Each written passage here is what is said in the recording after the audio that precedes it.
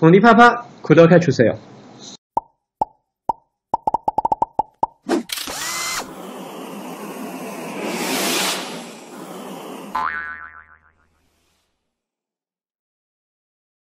Hello, I'm Ellen. I'm 궁디파파's friend. We have a special guest today. Hi, Jimmy. Please say and introduce yourself to our viewers. Yeah, hi, so this is Jimmy, the founder of Iost. Iost is a platform where we are trying to host more apps for the decentralized world. We're trying to build a better version of EOS or Ethereum. And, thank you for inviting me today for the interview, and nice to talk to you guys. Okay, let's talk about your project. Iost is working to achieve 100,000 TPS, which got attention a lot, and POB seems to be the core of it. Please give us a brief description of the POB. Yeah, so the core technology for Iost is the POB consensus protocol and the sharding part that can work on top of POB. So in terms of POB, consider this as a proof-of-stake system with reputation, right? So in a vanilla proof-of-stake system, you can see that powerful people get richer and rich people get more powerful because the more stake you have, the more voting power you have, and theoretically, the more chance you have to broadcast a block. So the cycle goes on. So there's a pretty serious, centralization problem towards the vanilla POS system. So currently, when we talk about scalability here, except sharding and DAG, which can work on top of POB, the core thing, I think, currently for the scalability part is that having fewer nodes to reach consensus. That's why Daniel Larimer, the founder of EOS, actually mentioned this thing called DPoS, where they only have 21 super nodes reaching consensus, where they have a smaller group, right? So part of the reason that POS or POW or alpha system are kind of slow is because that we have 30, 40,000 nodes reaching consensus together. It's like having 30, 40 people, 40,000 people reaching consensus on one specific thing. So they have to gossip to each other. It's going to be very slow. So for us, since we do have this POB system, we have an actual layer of token called reputation. It's called Servi, right? SERVI. It stands for the reputation of the user, and we have this thing on top of the Iost token, where basically we use Servi to represent your reputation. So not only you have to be, quote unquote rich, you actually have to be reputable in the network. You have to do good things, verifying transactions, be a nice witness. Thus, you can actually win the opportunity to actually broadcast a block. So compared to vanilla POS system, this is more, how would I say, decentralized, right? Because you actually have to get reputation here. And other than that, Servi gets emptied once in a while. So after like a few days, or after you get broadcast a few blocks, your Servi gets emptied. So it's not like you can just get reputation at first and be there forever because you accumulate some reputation ahead of others. You actually have to work hard every single day, right? Because every single time your reputation gets accumulated to a level, it gets emptied out because you get selected to broadcast a block, you get rewarded. Then the reward gets emptied, then basically you have to go back and do good things again, verify transactions again. So this way we can actually make sure everyone's active here. So in terms of scalability, because we do have this reputation on top of the actual native token, we can always select the top 10, 20% of people with more survey, with more reputation to actually reach consensus in a group, right? So these people are, in general, a smaller group compared to the whole full nodes groups, right? So basically, say we have 5,000 nodes here in the total group, right? We can always select the top 10% of them to reach consensus, to actually in a smaller group. And since the group is dynamic, it's basically unlike EOS where they actually have 21 super nodes and it's unlikely to change for a long time. This is also a lot more decentralized than EOS. And in the meantime, we can actually guarantee the same performance even without sharding because we also have fewer nodes to reach consensus, right? And with sharding on top of POB, we can run POB in each shard. This can make the transaction significantly faster. So that's how we basically achieve the overall throughput goal. That's how we're doing it. Hopefully it's not too technical. And I think for more details, you can always read our details on the website, or I have a bunch of interviews. Our CTO Terrence also recorded a few videos online on YouTube explaining what is POB, the consensus protocol. For people who are interested in knowing more details, feel free to check it out. Can I ask you about the Iost Community Hub? Yeah. So the Community Hub is straightforward. So frankly speaking, we formed the Community Hub to actually have a home for people who are interested in Iost. So in the future, we're going to be publishing things in the Community Hub. Actually, so people actually have a to-go place We're also going to develop softwares on Android or iOS or on the mobile phone where they can actually open up the app and actually see what's going on with Iost.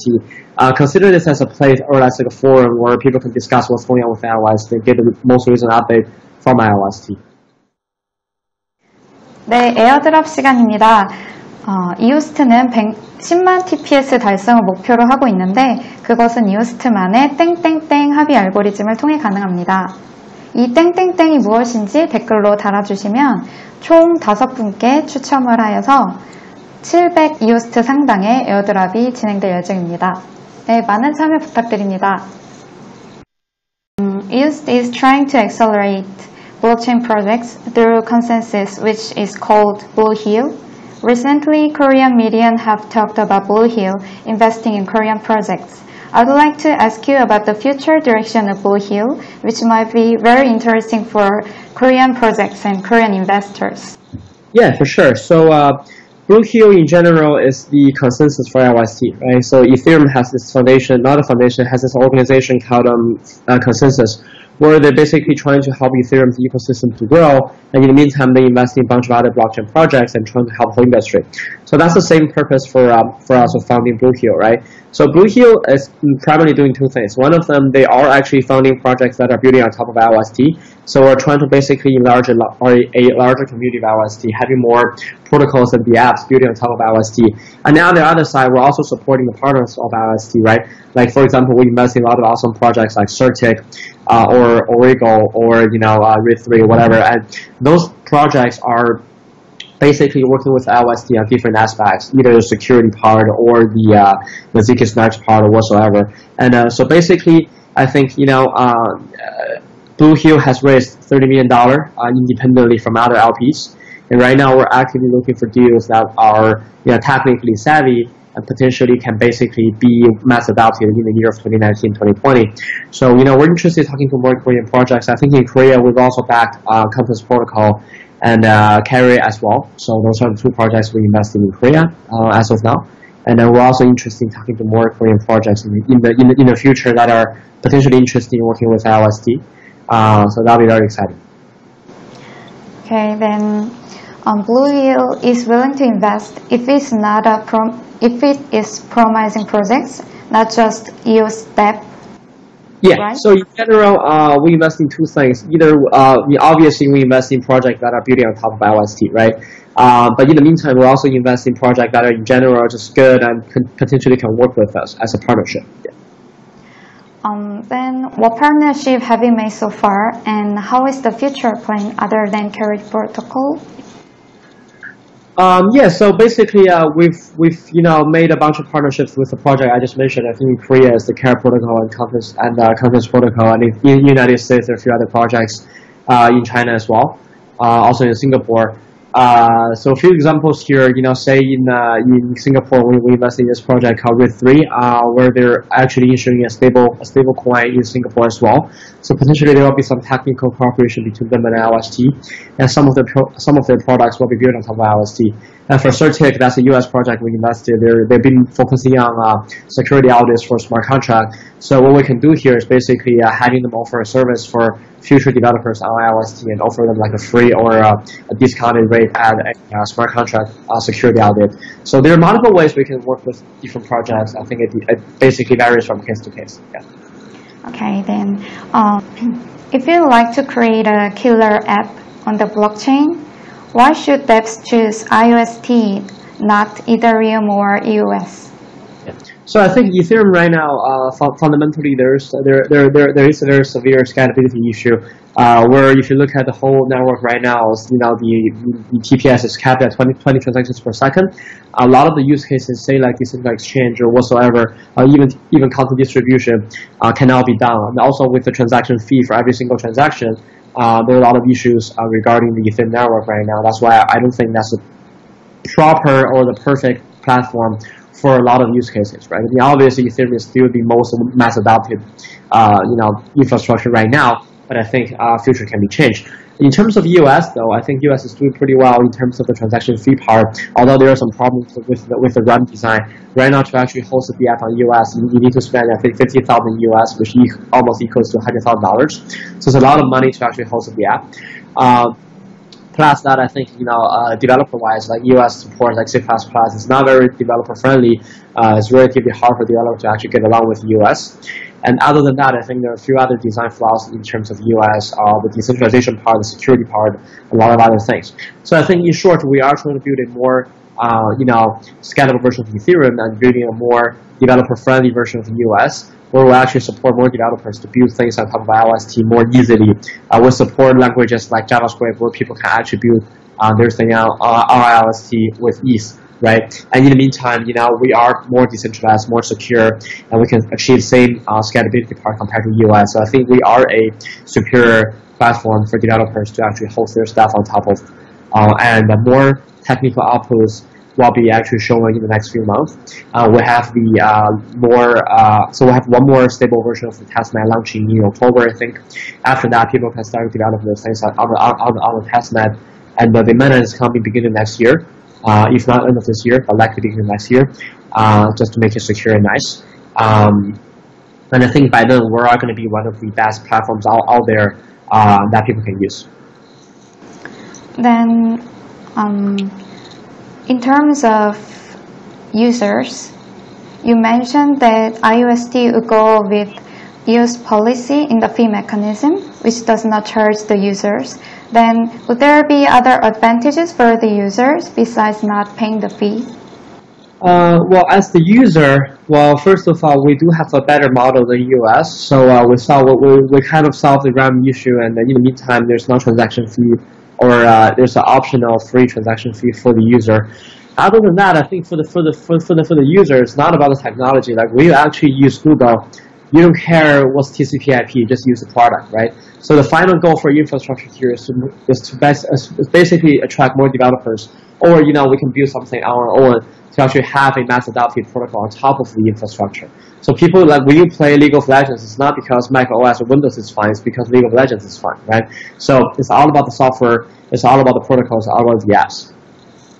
Okay, so you're aiming to make various use cases, and I would like to hear about the progress and future plans in terms of the use cases. Yeah, so two things we're doing for the use cases. One of them is we formed this company called Theseus with Sequoia Capital and a bunch of other top-tier VCs. Anyone that's interested can visit Theseus, theseus.app, and you can check out what's going on there. So Theseus is a website where we focus on developing the apps on top of Iost alone. It does nothing but this, right? Right now, the review hasn't been progress hasn't been reviewed yet, but we are gonna release more progress in like a little bit. I think in the next month or so. So you're gonna see what's going on. We made a lot of awesome progress there. We'll develop quite a bunch of stuff there, and hopefully there are gonna be some cool things out there. And the other thing we're doing here is we just founded this protocol. We basically internally incubated this protocol called BRM protocol. And the team is in New York City with 20 people, all from Google or a bunch of other top engineer companies or schools. And basically, BRM is a protocol where we focus on content distribution, but in a PGC way. I'm not going to spend too much details here, but in short, I think if we consider us as Microsoft, not only we're building Windows, we're also building Microsoft Office, we're also building Internet Explorer, and not only we're counting on developers from the community to build stuff on top of Iost, we are also building things internally. So we want to actually internally build, the first few mass adopted protocols in blockchain or on Iost, so other developers can see this platform has the potential to be developed at, right? So this is something that we're trying to do. And I think either BRM or Thesis, we have a real shot to be one of the first mass adopted protocols in the whole world right now. So. Okay, then, as far as I know, your team decided to make mainnet launch ahead of schedule, right? Yeah. What was the reason, and how's that possible? So I think in general the progress has been pretty smooth. We've been working really hard. Right now I think the team works from 10 a.m. to 10 p.m. 6 to 7 days a week. So we'll be working really hard. We do want to deliver things earlier because I think to actually have a product that can be launched at the beginning of 2019 is going to be very competitive. Since more projects are launched in 2019. Other than that, I think we do have a very brilliant team that we're proud of. Engineer-wise, we have except the Burn protocol-wise, only our IOST part, we have like 20 engineers on the team. Most of them, they're all ACM or IOI gold medalists or silver medalists. Those are the genius we would consider. People got into college at 15, 16 years old. So I think with all of these talents, we get to build things faster than we could anticipate it. So I think that's pretty nice. And the mainnet is definitely coming ahead of schedule. I think beginning of 2019 for sure. So that's like at least 3 to 6 months ahead of our original schedule. That's doing pretty well here, and we're proud of our team. And I would want to thank them for their effort. So. Okay, you mentioned about the testnet just a little ago, but I'd like to hear about the testnet more. Yeah, so we've launched the first version of the testnet already a few months ago, I think 1 or 2 months ago, and the testnet is doing pretty well. And we have a very, I would say, stable and pretty nice testnet, and we have a more stable testnet coming in next month. And right after this testnet, we will be able to actually invite developers to actually develop real things on IOST already, without even waiting for the mainnet. So we can do these two things in parallel. So that's very exciting. I think we're going to be hosting more hackathons, having more bounty events for developers, and also building some cool things on our own as well. So the next 6 months will be very exciting for IOST. Okay, many blockchain projects are interested in Korean market and Korean investors. What do you think the reason is? Yeah, so I think the only 2 countries that actually have proper legal process for blockchain are the United States and Korea. So I'm not saying like everything's smooth there. There's still a lot of regulations going on, which is fine, which I think is going to the good directions, right? So, but if you look at other countries, the regulation is very unclear. The government doesn't know what to do. So that's part of the reason why the environment or the sentiment in the United States and Korea are particularly good, and I think the investors are more mature. So that's part of the reason I think more blockchain projects are interested in the Korean market. I think Korean market is actually doing. I mean, the Korean government is actually doing a good job on this. I think Korea has a real shot to become one of the most successful countries in terms of the blockchain all over the globe. So that's pretty nice. We do take the Korean market very seriously. We have a team, a full-time team in Seoul, an office there. I believe some of you guys have met Jay. But yeah, so we do have a team there, and we're looking forward to expanding our team in Korea in the future as well. Okay, then I know you already had a meetup in Seoul in last May, right? Do you have any plans to visit Korea soon or meet Korean investors? Yeah, I was actually in Korea, I think, a few weeks ago. Oh, really? Yeah, so I basically visit Seoul every month. Worst case, every 2 months, for sure. So, because I'm actually going back to San Francisco. I'm currently in Beijing right now for a trip.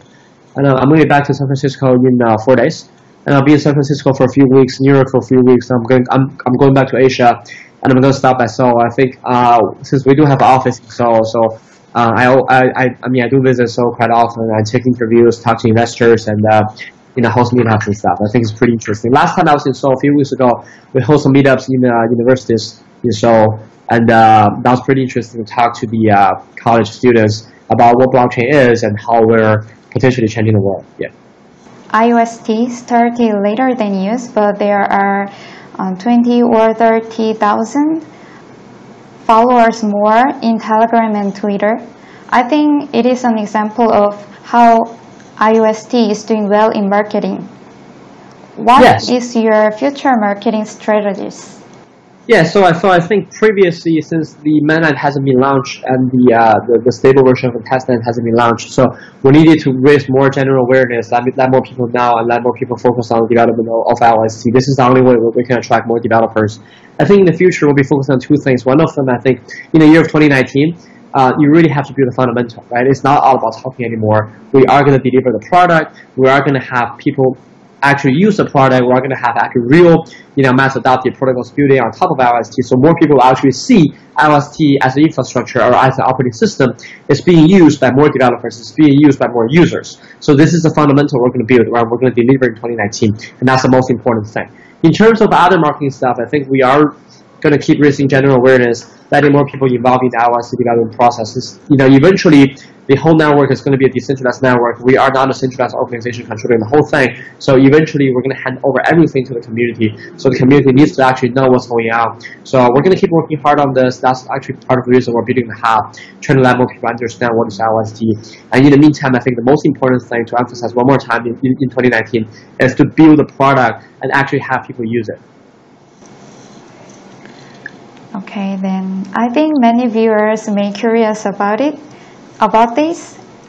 The token price has fallen a lot. And Yeah. what do you think about this situation? Yeah, so I was actually, I just published a letter that I was internally writing to all the employees at IOST. I think if you check out my Twitter, you can actually see the letter in English. I think Yahoo News and Bitcoin magazines and a bunch of other media published this as well. So I do recommend people to read it. I think I expressed a lot of my feelings about the market cycle and the bearish market in the letter. But in short here, I think there's a bearish market, there's a bullish market. The market cannot be bullish all the time. The market sentiments change all the time. I lost a lot of money on Bitcoin and Ethereum as well this year, right? So everyone does. So I think all the tokens are doing the same thing right now, but I think in the year of 2019, 2020, it's going to be completely different. More fundamentals will be built. People will actually see the real use case of blockchain, and I think that's the only exciting part I'm looking forward to, right? So I think, right now the price is so volatile is because everything is based on speculation, right? People are speculating the use case. That's why, people don't have faith in any token, right? Fundamentally, if Ethereum goes to like $30 tomorrow, I bet a lot of people are thinking Ethereum is shit. So it's not like people actually understand the fundamentals yet. So I think in the next year or so, more fundamentals will be brought in. People will understand the fundamentals of blockchain better. They're going to see more use cases. Then they're going to actually see the real value. So, if you believe in something, hold it for the long run. If you don't like it, I think right now is a bad time for gambling. Okay, then this will be the last question. Do you have any comments to the viewers? Yeah, so, thank you guys for the interview, by the way, and thank you guys for watching. It's very glad to talk to you guys. I think for us, we are trying to build a fundamental. IOST is going to be a better EOS. It's going to be a more developer-friendly. It's going to be a more decentralized version of EOS, if not with better scalability as well. And we're going to deliver in the year of 2019, beginning of 2019, and we're going to build use cases on top of it. I think, right now, as I said, it is a bearish market. I think it's quite important for all of us to stay calm and to actually understand the fundamental of blockchain. I think the year of the craziness has passed, right? 2017 has passed. So right now, we really should, actually look at the fundamentals of the project and understand what's going on, what kind of projects you're backing, right? I'm personally, I hate gambling. I think if you gamble long enough, eventually you're going to lose money. Even if you get lucky one day and you make some money, you're going to give it back to the casino, right? So let's not gamble. Do some value investing. Look at the project, understand the fundamental, and decide if you want to back it. Not only for IOST, but for other projects too. And I do hope you guys, make a successful return in blockchain. So. Okay, thanks for your time.